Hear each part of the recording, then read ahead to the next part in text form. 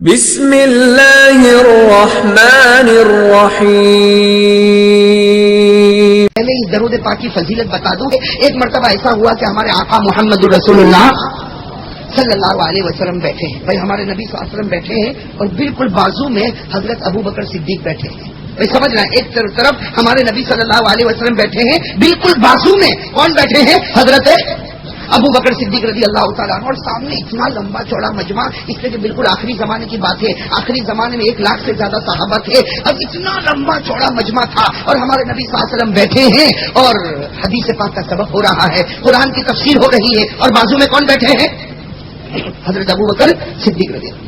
اب سننا میرے دوستوں, اچانک کوئی آدمی مسجد میں آ گئے. جہاں ہمارے نبی بیٹھے تھے کوئی آ گئے, لیکن جو بیچارے آئے وہ دیہات کے رہنے والے سمجھتے ہو نا, کوئی چھوٹے گاؤں چھوٹے ولیج کے بدوی صحابی, کوئی دیہات کے رہنے والے صحابی آ گئے. ان کے پاس پہننے کے پورے کپڑے بھی نہیں, بس یہاں ناف سے لے کر گھٹنوں تک کے کپڑے ہیں اور پورے پسینے میں شرابور ہے. اب وہ بیچارے دیہات کے رہنے والے بھاگ کے آئے تھے. اب چھوٹے موٹے کپڑے تھے, غریب صحابی تھے. وہ جیسے مسجد میں انٹر ہوئے, جیسے مسجد میں آئے, ہمارے نبی صلی اللہ علیہ وسلم نے فرمایا تعالی آخی, اے میرے بھائی آگے آ جاؤ, اے میرے بھائی. وہ بیچارے آگے, وہ سمجھے میں کہیں بیچ میں بیٹھ جاؤں گا. جب وہ بیچ میں بیٹھنے لگے تو ہمارے نبی نے کہا نہیں آگے آؤ. وہ اور آگے آ گئے. وہ سمجھے میں کہاں بیٹھوں گا؟ پہلی صف میں. ارے کہاں بیٹھوں گا؟ تو جیسے پہلی صف میں بیٹھنے لگے ہمارے نبی نے کہا آخی اور آگے آؤ. اب وہ بالکل ہمارے نبی کے قریب کھڑے ہو گئے. تو ہمارے نبی صلی اللہ علیہ وسلم نے حضرت ابو بکر کو کہا تم ہٹ جاؤ. کس کو کہا؟ حضرت ابو بکر کو کہا تم ہٹ جاؤ. جب حضرت ابو بکر ادھر ہٹے تو کہا کہ ادھر بیٹھ جاؤ تاکہ ایک طرف صدیق ہوگا دوسری طرف نبی ہوگا. ارے کہو سبحان اللہ. وہ صحابی جن کے پاس پہننے کے پورے کپڑے نہیں, معلوم نہیں کتنے وقت سے کھانا نہیں کھایا ہوگا اور معلوم نہیں بدن پر کتنا پسینہ ہوگا, لیکن اللہ کے رسول صلی اللہ علیہ وسلم نے فرمایا بیچ میں نہیں بیٹھو گے, آگے نہیں بیٹھو گے, بلکہ حضرت ابو بکر کو فرمایا کہ تم تھوڑا سا ہٹ جاؤ اور ان کو بٹھایا اور کہا کہ خوش ہو جا, ایک طرف صدیق ہے اور دوسری طرف خدا کا. وہ تو بیٹھ گئے, لیکن شرم آئے گی کہ نہیں آئے؟ ارے کہو نا بھائی شرم آئے گی. نبی اور ابو بکر کے بازو میں بیٹھنا اور پہننے کے پورے کپڑے نہیں, یہاں سے لے کر یہاں تک کے کپڑے اور کھانا نہیں. وہ بیچارے شرما کے گردن جھکا کر بیٹھ گئے. اور جتنے صحابہ بیٹھے تھے وہ بھی تعجب سے دیکھنے لگے. اس لیے کہ اس جگہ پر آج تک کوئی بیٹھا بھائی جہاں ہمارے نبی وہاں صدیق اکبر, جہاں نبی وہاں صدیق اکبر, درمیان میں کبھی کوئی آ کر بیٹھا نہیں. تو صحابہ تعجب کرنے لگے. تو ہمارے نبی نے کیا پوچھا؟ ہمارے نبی نے پوچھا سأل رسول اللہ صلی اللہ علیہ وسلم هل انتم تتعجبون من هذا. ہمارے نبی صلی اللہ علیہ وسلم نے پوچھا ارے تم لوگوں کو تعجب ہوتا ہے کہ میں نے ان کو یہاں بٹھایا؟ وہ صحابہ سچے تھے, کہنے لگے ہاں اللہ کے رسول بڑا تعجب ہوتا, یہ دیہات کے رہنے والے, یہ گاؤں کے رہنے والے, ان کے پاس پہننے کے پورے کپڑے نہیں, آپ نے ان کو یہاں پر بٹھا دیا, آپ کے بازو میں بٹھایا, ہم کو بڑا تعجب ہوتا. ہمارے نبی نے کیا فرمایا تعجب مت کرو, میں نے نہیں بٹھایا, اللہ نے مجھے حکم دیا کہ ان کو یہاں پر بٹھا دو. کوئی کہو سبحان اللہ.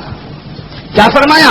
قال رسول اللہ صلی اللہ علیہ وسلم ما اجلسته ولكن الله امرني بهذا. ہمارے نبی نے فرمایا اے میرے صحابہ میں نے ان کو نہیں بٹھایا, اللہ کا حکم تھا کہ ان کو آپ کے اور ابو بکر کے بیچ میں, اللہ کا حکم تھا, اللہ کا آرڈر تھا, اس لیے میں نے بٹھایا. جب یہ سنا تو اور سب لوگ دیکھنے لگے اور وہ بیچارے اور شرم سے پانی ہونے لگے.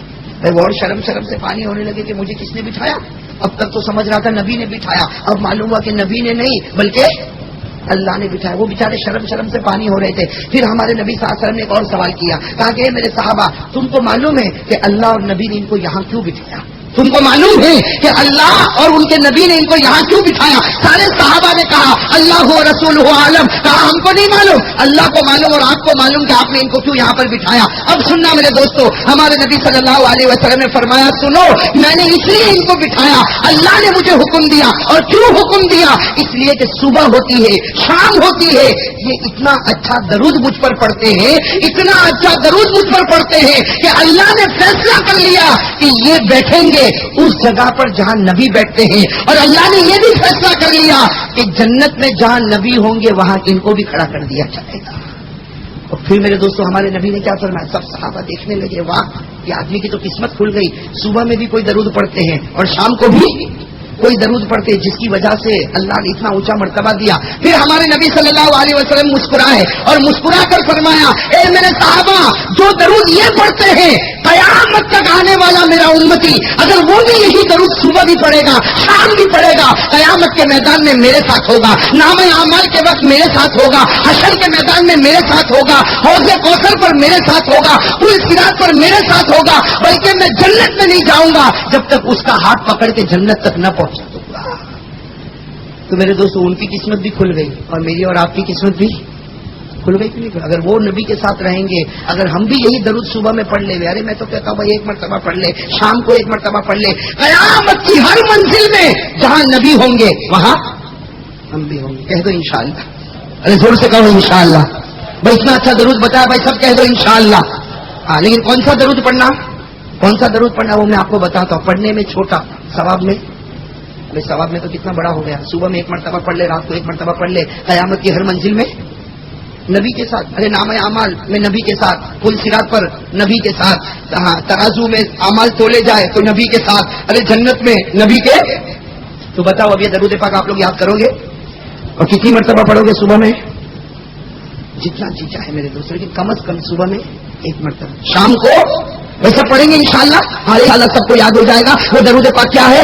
اللہم صلی علی محمد. یہاں تک تو آپ کو بھی یاد ہے. اب تھوڑا سا بھائی چھوٹا سا درود پاک, ثواب بہت بڑا. کیا درود پاک ہے؟ اللہم صلی علی محمد کما تحب وترضى له کما تحب وترضى له. بس ہو جائے گا یاد. چلو ساتھ میں پڑھو. اللہم صلی علی محمد کما تحب وترضى له. اللہم صلی علی محمد کما تحب وترضى له. اللہم صلی علی محمد کما تحب وترضى له.